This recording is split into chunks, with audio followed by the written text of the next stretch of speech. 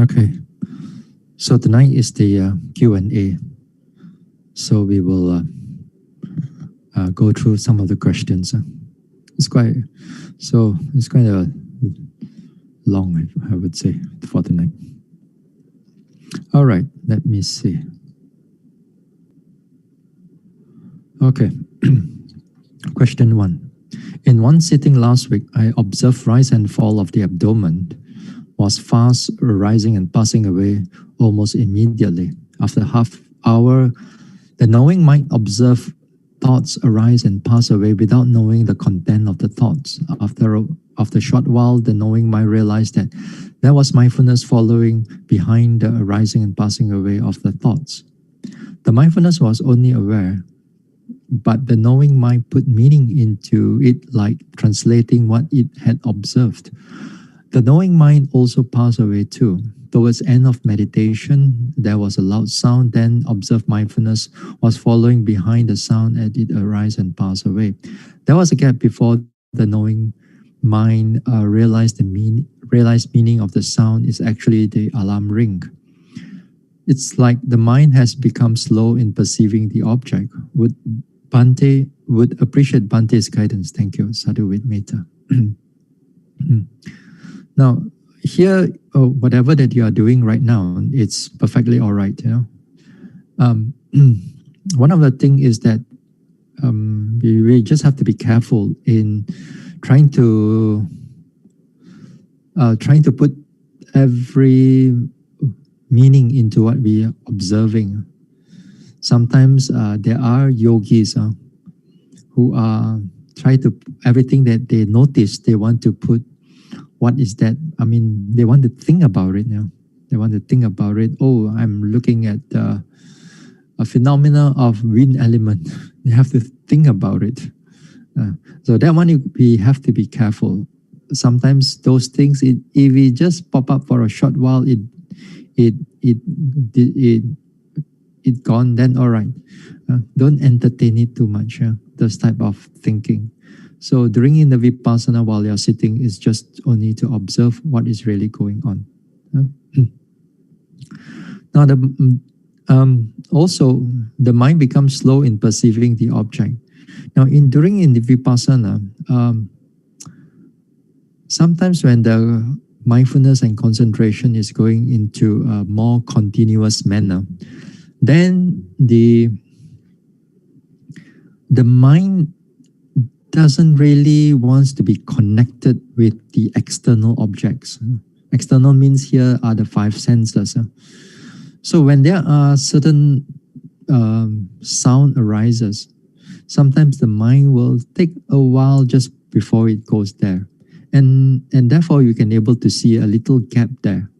It's not that we are slow, it's just that the mind is not so interested in those type of things, especially when the mindfulness and concentration, they are continuous and clear. So don't worry. The mind will be perfectly all right after after a while. You come out from meditation and you do other things, and the whole mind will be in the external objects. It won't be much in the internal. So when these things happen, so it's perfectly okay. So don't worry about it too much. Sometimes there will be times that we are totally not interested in it also, in those external objects like sound and so on. So next time the alarm ring, don't worry about it. If you can, just carry on meditating. If you really cannot, of course, then of course we get up from the sitting. But if you could, just carry on with the meditation. Okay. All right.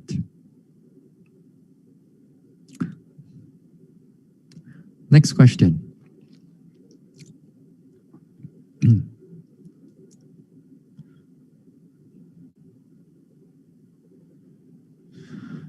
This is question 2. Labeling rising, falling, numb, wandering, thinking, etc. helps a yogi in focusing on the phenomena. Do we carry on with the labeling when our focusing has improved? Then here is yes and no.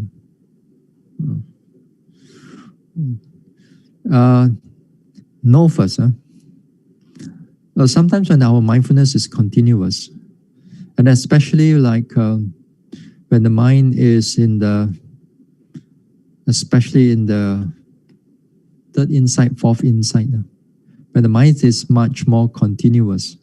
Third insight is the knowledge of comprehension and knowledge of arising and passing away. Now, those areas is where your mind is quite continuous. The nature of your meditation is quite continuous. Then that time, if you put in the labeling, then the labeling will be a hindrance to your observation. So during this time, we let it go for a while. We let it go, and then we just keep noting on it. Of course, if you haven't reached to that stage, there will be at times you can drop it. You can drop the labeling just to try it out and see whether your observation is getting clearer in that sense. So yes, so in a way we drop the labeling, and then we fully observe what is really going on at that moment of time for a period of time. We don't, but then we also need to bring back the labeling at certain time, even when you are enlightened also.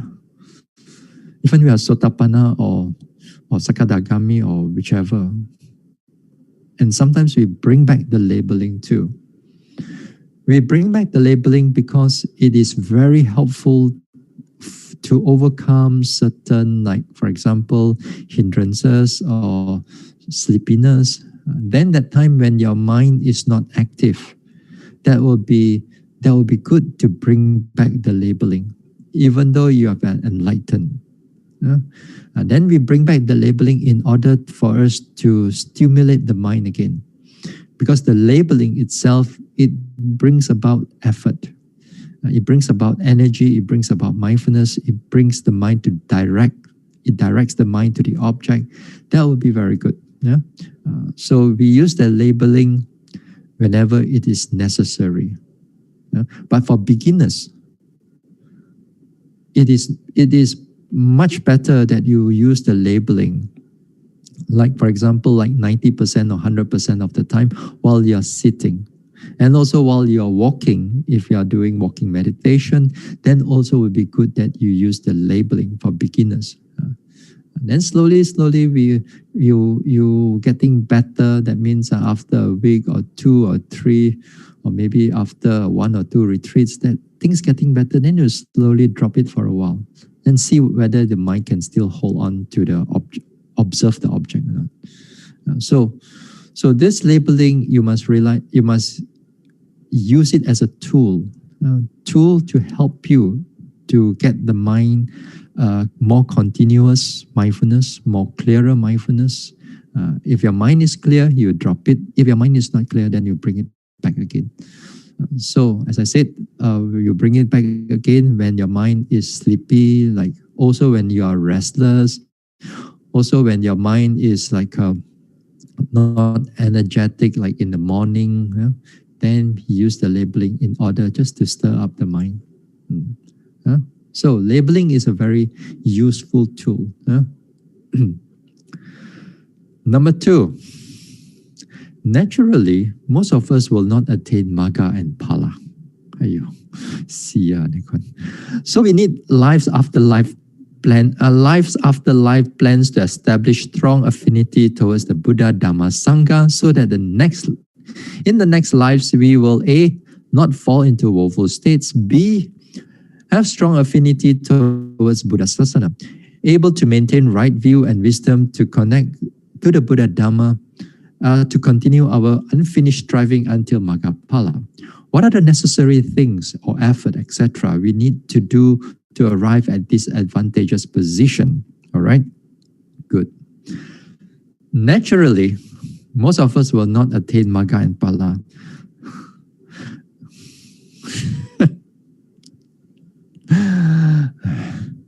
Now,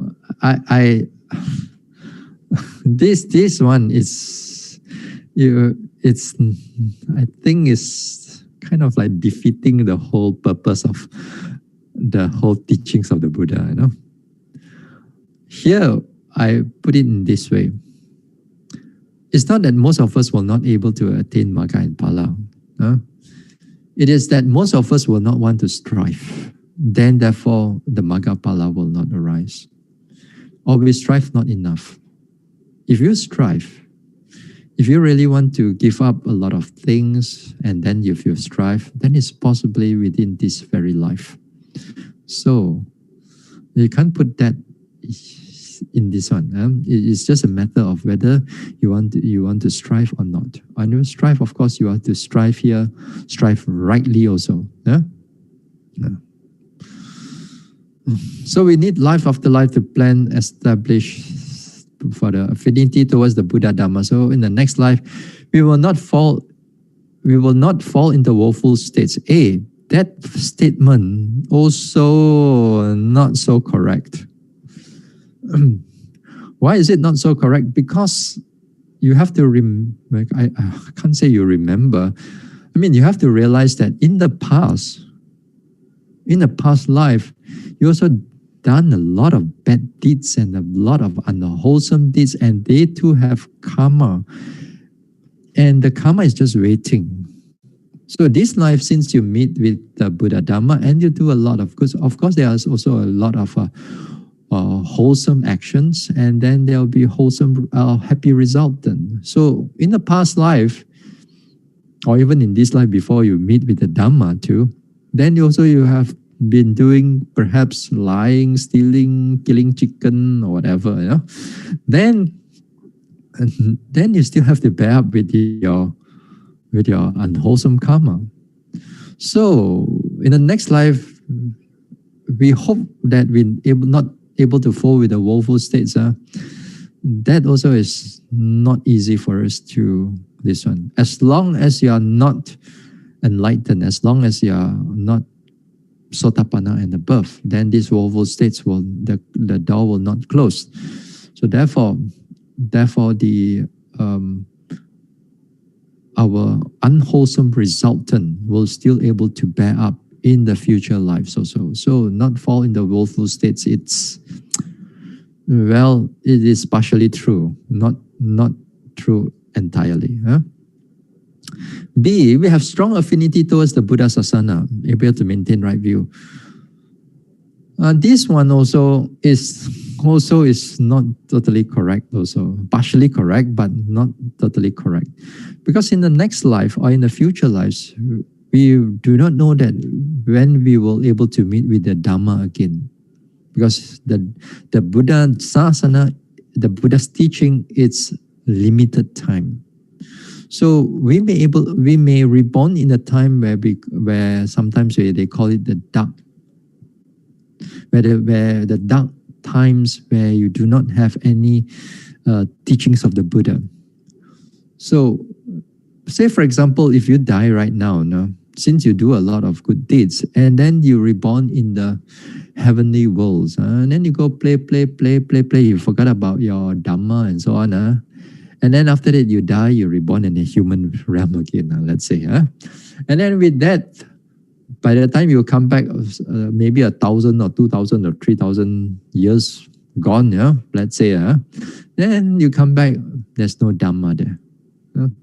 So when there's no Dhamma, then since you're not enlightened, and then therefore you'll be doing a lot of unwholesome deeds. You may do a lot of wholesome deeds too, but still, because there's no Dhamma to guide you, then possibility there's a lot of unwholesome deeds. Then again we go back to A, fall back into the woeful states. So we try to finish it in this life. But nevertheless, what are the advantageous things, effort we need to arrive at this advantageous position? The answer is simple. Anything that you want to develop, it has to bring about wholesome merits, good merits. So therefore, it falls back under Dana, Sila, and Bhava Bhavana. This trait that brings about strong merits. So if you want to meet with Sasana and not fall in the woeful states, or you minimize your percentage, you minimize your percentage, therefore a lot of dana, a lot of wholesome actions, wholesome speech, and wholesome mental development. So dana, sila, bhavana. So all these things, again, we do not have much time. We can able to talk right now for this one, but nevertheless, you bear up with me. But in the next few talks, we will go into those areas, because when we come into the Noble Eightfold Path, then there's a lot of fundamentals that we have to develop, because after all, the Noble Eightfold Path is about development. So we will look into it. So finally, so here in short is dana, sila, bhavana. Then when you do a lot of wholesome deeds, then definitely you will be there. Okay.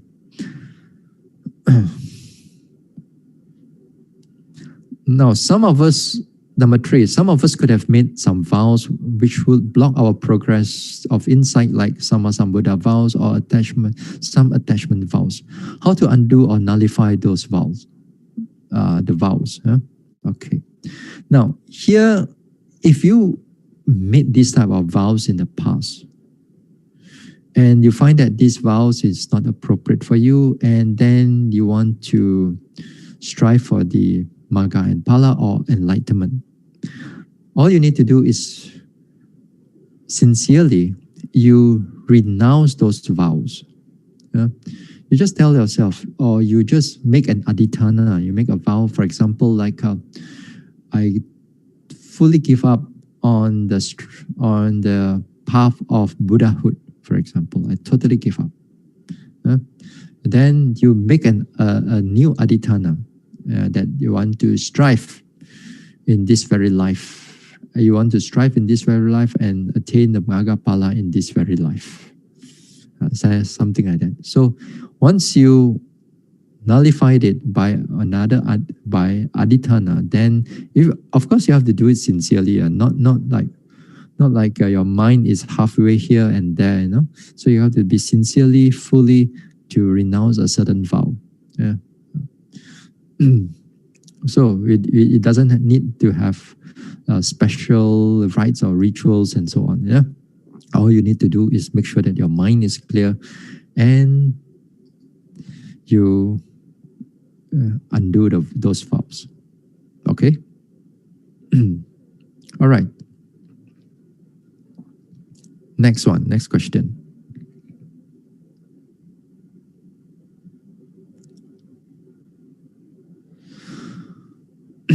What is the difference between samatha and vipassana meditation?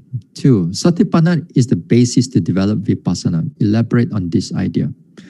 Bhante, the above are real questions that appeared in the Young Men's Buddhist Association YMBA exam, which is conducted by YMBA Sri Lanka.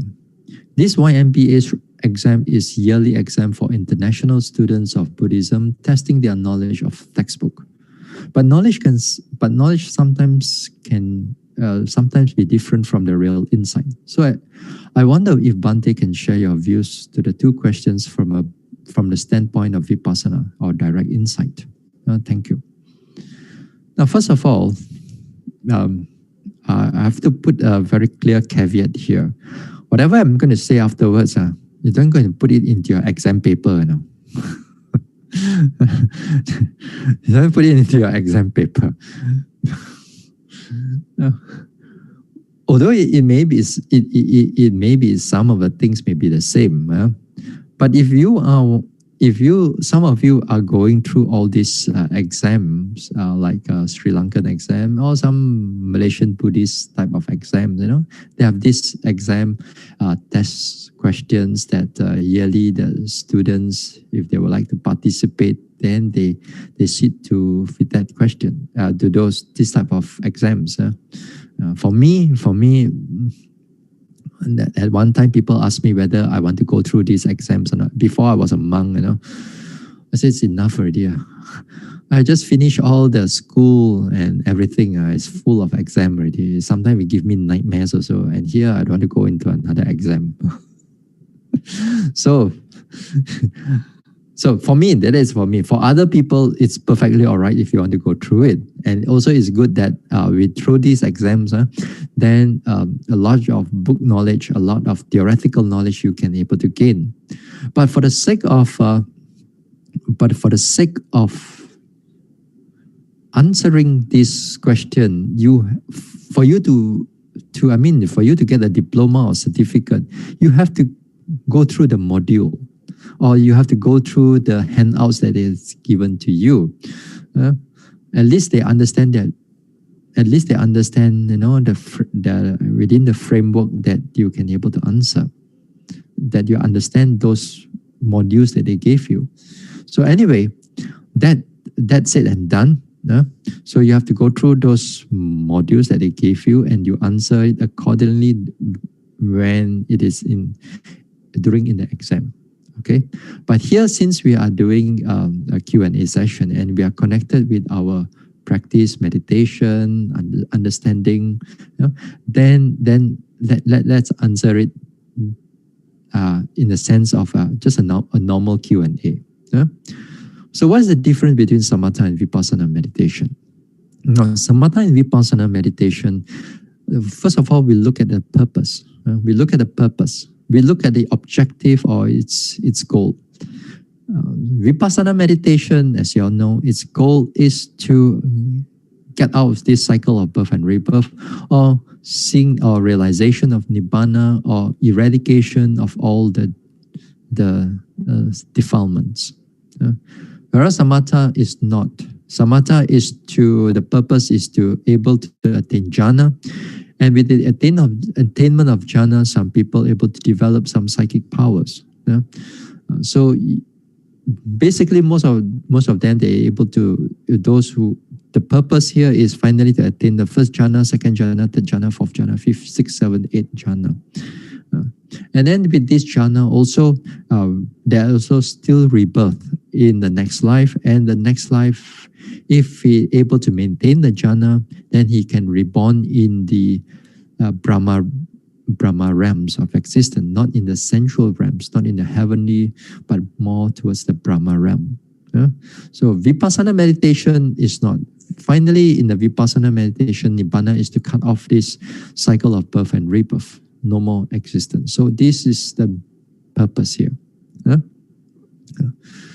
Secondly is the object. The object is taken up by vipassana meditation. They are what we call the real object or ultimate reality. In the sense that you don't have to think about it, they are already there. For example, you take up in-breath, out-breath. You can able to see the breath going in, going out, or you can take this rising, falling, or you can take this pain, sensation of the body. They are real. You don't have to think about them. You just put your attention there. Then long enough, you will see its characteristics, and you also will see its arising, passing away, anicca, dukkha, anatta, then all the way to enlightenment. Whereas samatha, they do not take conceptual. They take up conceptual object, and they don't take up ultimate reality. A few may take up ultimate reality in the beginning part, in the sense that, for example, if you are doing anapanasati again, then the in-breath, out-breath, initially you take up the actual breath itself. But slowly and slowly, when you go into a deeper aspect, you drop the ultimate reality, and then you develop that the mind-made object. That means it's a counterpart of what is going on with the in-breath, out-breath. And the mind is creating that in-breath, out-breath in the mind right now. It's creating. So it's a concept, right? At the end too.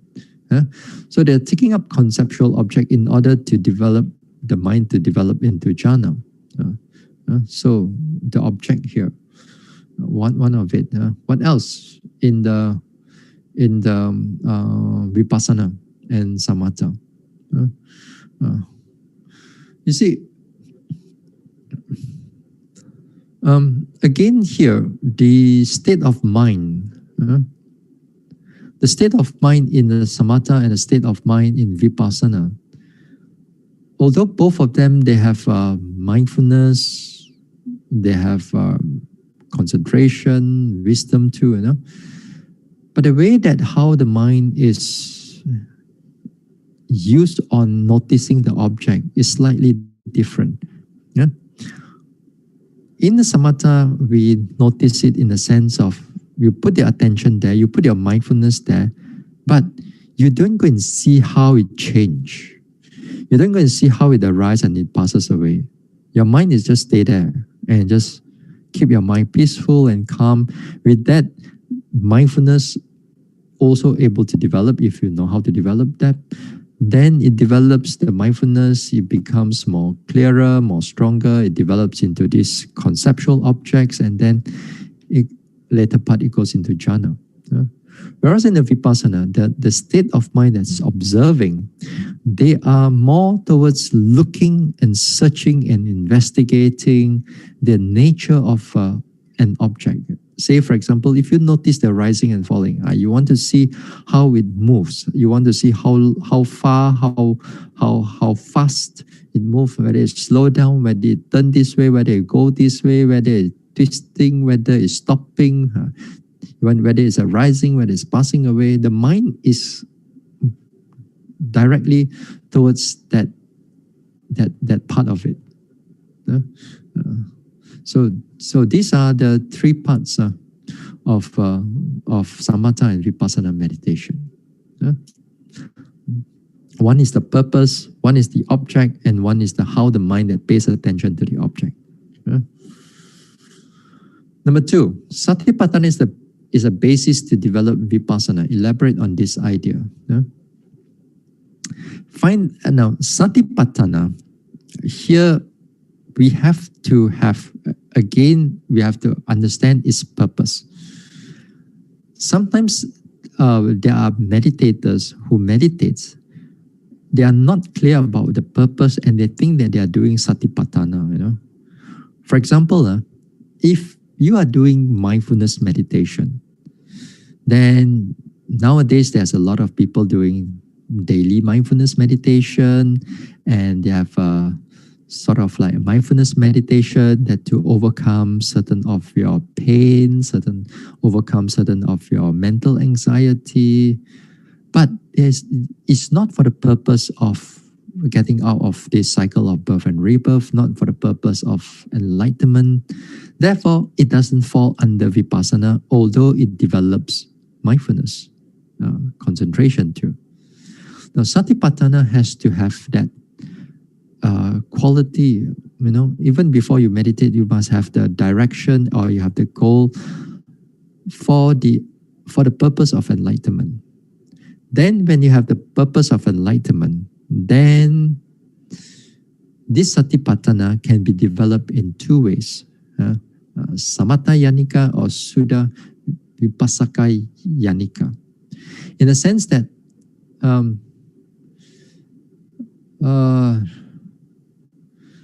samatha, in the sense of samatha, you can develop samatha and vipassana together.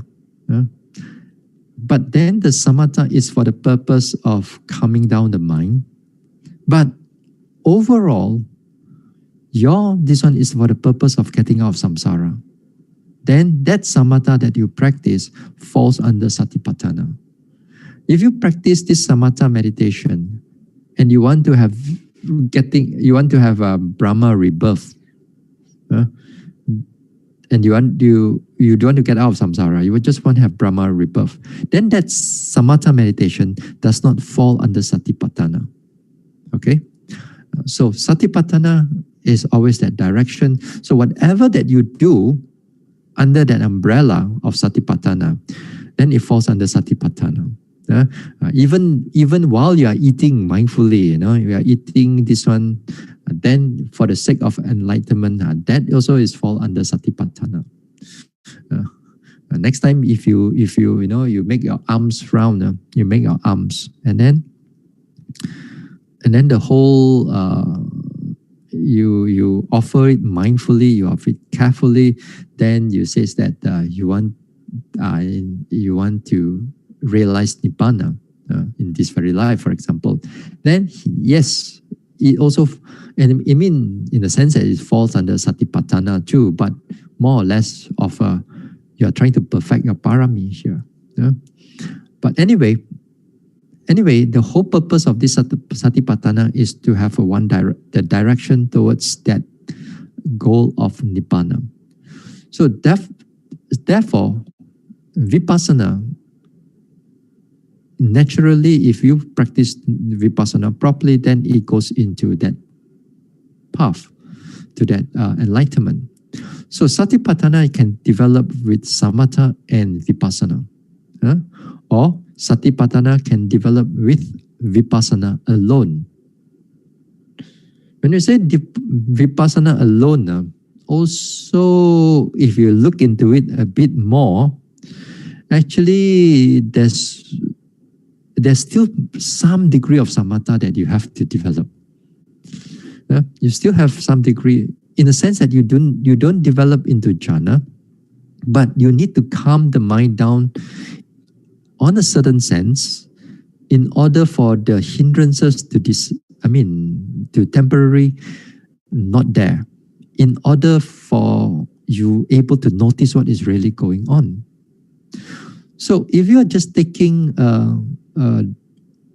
vipassana path, although in general we say you are taking a vipassana path, but if you are looking into it more carefully, then there is a certain degree of samatha too. It's just that we don't develop jhana. Whereas in the other one, in the samatha yanika, they develop jhana.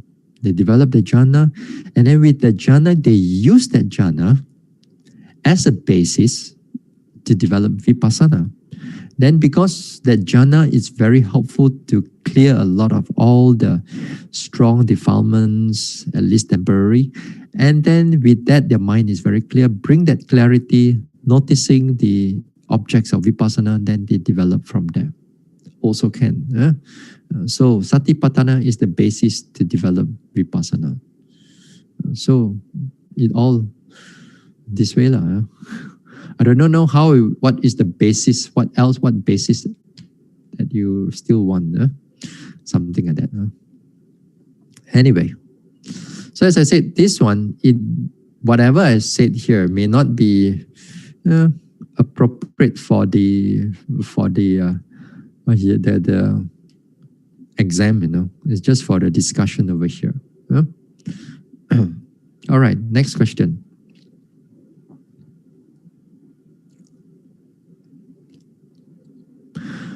Bhante, at your last Dhamma talk regarding the 16 insight knowledge, if one reached level number 13, the change of lineage, and thereafter not realize one have passed through the enlightenment, and it may just happen a few seconds only, and have no theoretical knowledge during that time. What kind of defilements or type of fetters can be eradicated at this level? Will one get more resultant karma at this level, as if not realize and commit unwholesome karma, especially on mental type of defilement, if one not sure or not really reach the path or sotapanna? Your second question is a little bit too many questions. I can't really fully understand, but overall, I think what I think I know. Let's go with the first question first. So what kind of defilements or type of fetters can be eradicated even though you do not have any, let's say that yogi does not have knowledge about it is already nibbana. So as long as one passed through that, like 2 days ago, as I said, those enlightenment mental process, or another word, the insight leading to emergence, that a series of consciousness is passing through. Then within that consciousness, after the change of lineage, is the path consciousness. which is the insight number 14. Change of lineage is 13. So whether one knows it or one does not know it does not matter. What matters is that the path is already seen, and once it's seen, the eradication will take place. The eradication will take place, and therefore, at the first level of enlightenment, the three factors are eradicated, which is the wrong view of the self or soul, the Sakkaya Ditthi, and then the wrong view of attachment to the rites and rituals, thinking that right or believing that the rite and rituals will give you enlightenment, and also the skeptical doubt. The skeptical doubt. There are two types of defilements. One is a wrong view as a defilement, and skeptical doubt as a defilement. So these two defilements is totally eradicated. These two defilements is totally eradicated. So they will not happen anymore in the future. Even the conditions are there. So whether you have a theoretical knowledge or without the theoretical knowledge, then you will still eradicate that defilements. Would one get more resultant karma at this level if not realize and commit unwholesome karma on mental type of defilement, if one not sure or not really reach the path or sotapanna? Now here, let's say a mental defilement, let's say anger, all right? Supposing that, sotapanna can still get angry. Can still get angry if you still get angry. Now, if the sotapanna gets angry, even he doesn't realize that he's a sotapanna. But that anger, first of all, it will not lead to breaking of precepts. It will not lead to the breaking of precepts. And then also with that anger too, it will not lead to the woeful states. But it's still able to produce karma because that defilement is not eradicated yet. But that defilement will not able to bring you into the woeful states. So even a person, whether he's enlightened or whether he realized that he's enlightened or not, so nevertheless, whatever unwholesome mental action arises, or mental thoughts arises, then it will not lead them to woeful states. Whether he knows it or he doesn't know it, does not matter. There are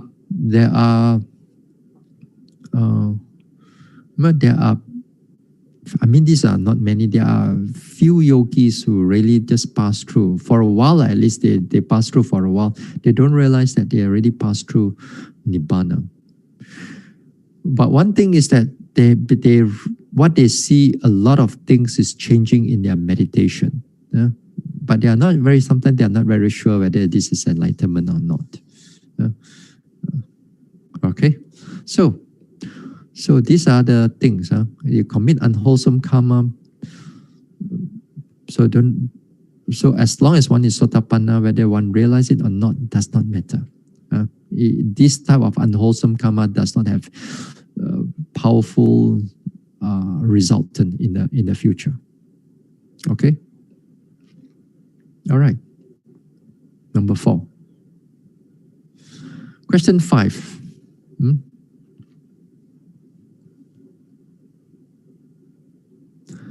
Is there evidence that more precepts you observe, for example, 8 or 10 precepts, and the better the speed of entering into Phala Samapatti and jhana? Well, is there any evidence? Let's say put in here also 5 precept, 10 precept, 227 precept, 311 precept, all those precepts. Let's say will it speed the entering into Pala Samapati and jhana. For those who do not know what is Pala Samapati, this is absorption into the pala, the friction. That means absorb into nibbana in that sense. So, is there any evidence? Actually, there are evidence, but not from precepts. Precepts here, it gives you the indirect way. Here is what the Buddha mentioned. The next one. Thus, Ananda, the purpose of and benefit of wholesome virtuous behavior is non-regret. The purpose and benefit of non-regret is joy. The purpose and benefit of joy is rapture. The purpose and benefit of rapture is tranquility. The purpose and benefit of tranquility is pleasure. The purpose and benefit of pleasure is concentration. The purpose and benefit of concentration is the knowledge and vision of things as they really are. The purpose of and benefit of knowledge and vision of things as they really are is disenchantment and dispassion. And the purpose and benefit of disenchantment and dispassion is the knowledge of vision of liberation. Thus, Ananda, wholesome virtuous behavior progressively leads to the foremost. This you can find it from Anguttara Nikaya 10.1. Yeah? It was before this, just, I already take up an excerpt from it. It's not the whole sutta. A whole sutta is like Ananda asking one question, the Buddha answer one. Ananda asks another one, the Buddha answer another one. So after that, at the end, the Buddha summarized the whole thing for this one. So here, what it means here is that if it's related to the question again, is there evidence of precepts leads to a entering of Pala Samapati and jhana? Put it in this way. The precepts, the morality, and so on, those are smooth your way towards enlightenment, or towards jhana, or towards Pala Samapati. It does not quicken it. It does not, it will quicken it indirectly, but more directly is that it smooths the path. It smooths the path. There are, when we see a yogi, how fast they progress, the Buddha put it in 4 different ways. 4 different types of yogi. One yogi is slow and difficult. Slow and difficult. The next one is slow but easy. Slow but easy. The third one is fast and difficult. And the fourth one is fast and easy. What do you mean by slow and difficult? Slow here means that he has a difficulty, he is slowly able to penetrate what is going on in the object of this meditation and its progress. Difficult in the sense that you have to go through a lot of your defilements. A lot of defilements that's going through. You have to meditate, and then you have a lot of thinking, you have a lot of sleepiness, and so on, So, slow and difficult. Fast means that your mental faculties are sharp, clear, penetrative. Then the word easy means you do not have much of, or you don't have much of defilements or thinking or sleepiness and so on. So therefore, the first one, if it's slow and difficult, it means that when you develop, you have to go through a lot of sleepiness, a lot of regret, or a lot of thinking thoughts, a lot of all these things that it makes that's where we put it as difficult. Slow because you cannot penetrate what is going on. You cannot see what is going on. So the next one is slow. Mental faculties is not so sharp, but it doesn't have much of a sleepiness, doesn't much have of thinking, of disturbing thoughts and so on. Yeah? So progress also very slow, but not much of all this stuff, thoughts and thinking. So another yogi is the fast one. Yeah? The fast one, that means that they are very sharp, but at the same time, their defilements also strong. Defilements are strong, so they have to deal with a lot of thinking, a lot of sleepiness. Although they can progress quite fast, whenever the defilements are not there, they can able to penetrate through quite clearly. And then, of course, the best one will be fast and easy. That means they have not much of thinking, not much of a sleepiness, and their mind is very sharp. Then they progress very fast. Yeah? So for the speed, your faculties, that means that your mindfulness, your effort, your concentration, your wisdom power, your confidence, your what else, these are really important. Especially these five is really important for the penetrative into the nature of the object. So that one more directly to the speed of entering. But for those, but still, although when we get enlightened, you also have to observe your morality too. In the sense that this type of morality, let's say you are in the retreat center, and then you're already Sotapanna, and then in the next sitting, you want to enter into Palasamapati, or you want to enter into jhana. You want to go into any of these absorptions.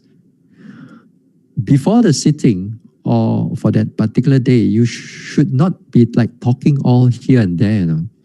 If you are talking and if you are teaching and all that thing, then the next sitting is going to have a difficulty for you to go into Palasamapati or into jhana. So in the sense that the talking part, or you are giving a talk or whatever it is, that too you have to put it all aside. So these are verbal, in the sense of verbal, and also the action. Those things you have to keep it all aside in order for you, the next sitting, you can able to enter into Palasamapati or jhana. So indirectly, the morality prevents the defilements from arising. It prevents the defilement from arising. So therefore, when you go into the sitting, the mind easier for it to penetrate, and then therefore it goes into Palasamapati.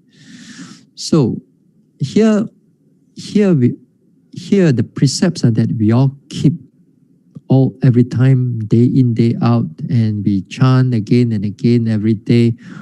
This is also to remind us to keep our precepts, so that we don't break all these unwholesome things. Because once you break these precepts, then the first thing it will come is the regret part. Then with the regret part, and then after that, your mind is down, is anxiety, sad, everything you cannot do. But once you have virtuous behavior, then non-regret is the first thing. Then second thing, after the non-regret, this one is pamoja, joy.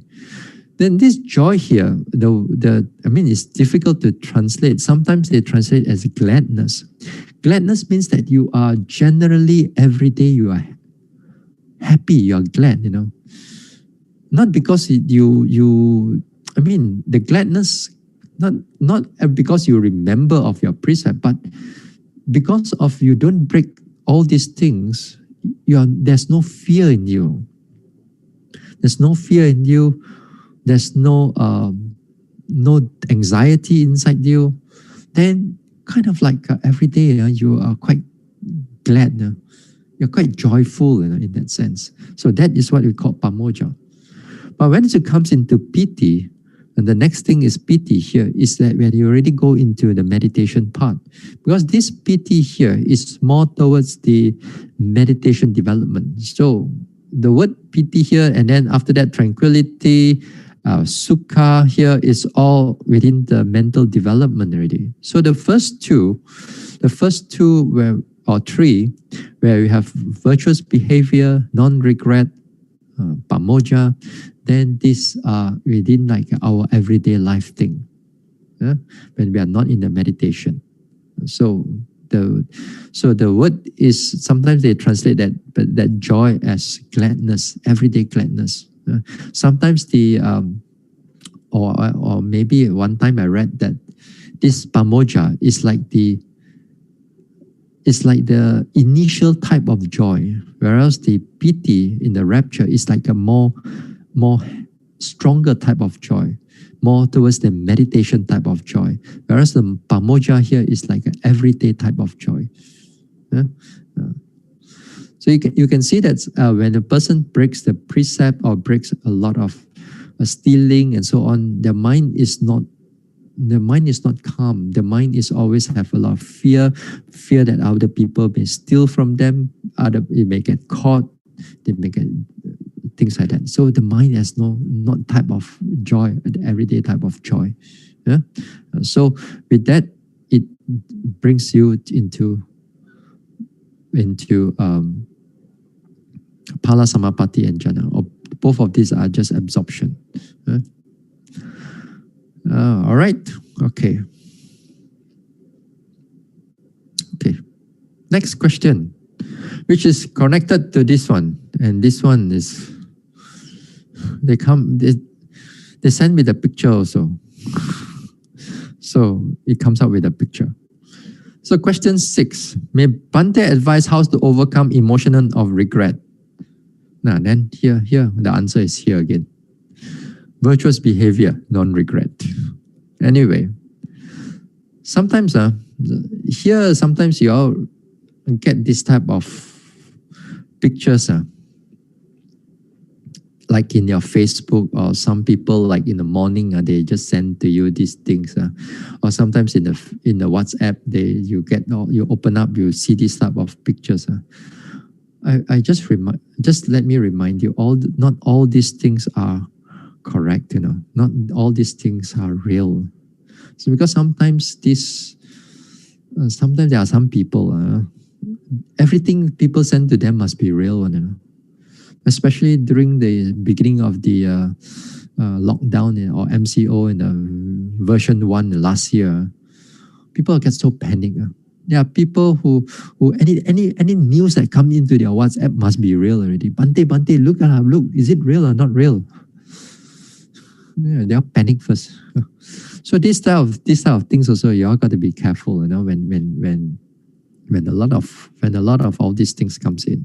Just because that they write it nicely, got pictures and all that, so it must be real. Some memories can never be shared with anyone. Yes, of course, but not all is true. So here is mostly in regards to the emotion of regret. So just now, as what the Buddha says, virtuous behavior, that means if you keep your precepts, and if you do dana, if you have gratitude towards your parents and those people who have supported you, and you have listened to the Dhamma, or you are giving Dhamma talks, or you transfer merits, and you do a lot of service to those who are in need. When you do a lot of all these wholesome actions, then there's not much for you to regret. Then there's a lot of joy in your life, at least the pamoja type of joy in your life. So we have to prevent from us to getting into a lot of this strong regret. Of course, all of us have regrets because in the past we may not have we are not that wise, and then we broke the precepts, and then we kill or we steal, and then when we look back, then we regret, of course. So what are we going to do when the regret is already there? Prevention, of course, we know by keeping with our wholesome actions and avoiding the unwholesome actions. Then, but to overcome them, this regret, what are we going to do? Now, this emotion of regret, sometimes we have to open up. If you are not a meditator, sometimes we have to open up to some people who are wise enough, who can able to guide you to go through this regretful type of emotion. Sometimes, for example, that somebody died, and you blame yourself for it. And when you blame yourself that you find that you have not done this or that, then you regret because of that.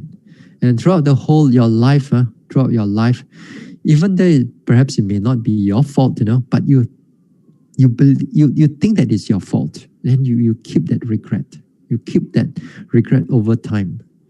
And then over a certain time, if let's say you meet with the Dharma and you meet with some Dharma friends who are a bit more wiser, and then you open up on these things. And when they open up, then they say that, well, these are not your fault. After all, you done what you have done to your best of your ability, or perhaps that you thought that you knocked somebody, then you feel regretful. Then some of your Kalyana Mitta will tell you, perhaps this you do not have intention at all, to kill somebody, and therefore with that understanding, the whole regret is, totally lifted. Then you are totally free from that. So sometimes talking with another person who is wise enough will be very good. So if not, sometimes this regret, we do not know how your mind is thinking or the person's mind is thinking, and then they can get into a lot of entanglement inside, and then with that regret, it goes into a lot of anxiety, depression, and so on. So this is one way we can able to open up. So understanding the Dhamma also is sometimes very good also, that it helps us to overcome the regret. So sometimes we have to learn to accept the regret as it is. Now during the retreat also, this type of regret and worry, that comes up in the meditation, we also have to deal with them, especially if you are more towards the Vipassana type. You're more Samatha type, you are just, whatever thoughts you come in, you just put it aside. You don't deal with them, you just put it aside, you just keep on to your Samatha objects. Whereas Vipassana is different. Vipassana, when the regret becomes a prominent object, that means you look into the mind, it goes into the past, and then you see the ugly type of visions that you're able to see in your thoughts. So therefore here, you have to pay attention as they really are. You have to pay attention as they really are. Initially, your tears will come out. You're going to have a lot of tears coming out. But you got to be strong enough. Keep on facing it whenever it arises. You don't provoke it to arise, but whenever it arises, you pay attention to it. Then this time, you note it as regret. Your mind initially will keep on going into the story, and then you flow with it. But if you keep on labeling it, so this time is one of the good times to bring back the labeling. Because the mind is not strong right now. So you use the labeling and you note it regret. And then it helps the mind to pull the mind out from that story, from the vision. Then this time, if you do it long enough, if your mindfulness gets stronger, clearer in the future, then that regret, that emotion of regret will be overcome. But the vision, that vision of yours, of the memory of yours, that one will not be erased. But the memory does not give rise to any more regret in the future. It's just that you see it as a memory, it's just passed through. Just like in the knowledge of equanimity of formations, whenever any thoughts arises at a happy or this one, the mind looks at it with equanimity. That means there's, instead of regret arises, this time it's taken over by mindfulness and equanimity and concentration. So too, before you reach this knowledge, while you're meditating too, at times when the mindfulness is strong and clear, you can see that this type of regret does not affect you that much. Those days it affects you and your tears come out. This time you just watch it and then the tears does not come out anymore. And you just watch it as the thoughts pass through. Okay? So this is one way we can able to overcome the regret going through Vipassana. But nevertheless, as your mindfulness gets stronger, clearer, and more powerful, this type of defilements doesn't affect you that much anymore. But if it's very strong one, then every now and then it will affect you, especially in the beginning part of your development, because your mind is not strong. So these things will keep on coming and coming and coming and coming and coming. So a lot of times during in the retreat, every now and then we'll see yogis come into the interview room. Then a lot of tears come out. So what can I do? I give them tissue paper only, and also give them some good advice only. So they have to go through all those things. Okay, so that's about all for tonight on the Q&A session. And the next talk will be on Monday again. Monday, we'll go back to Monday, Wednesday, and Friday. Only on this week, we'll do on these even days. Okay, so we share merits.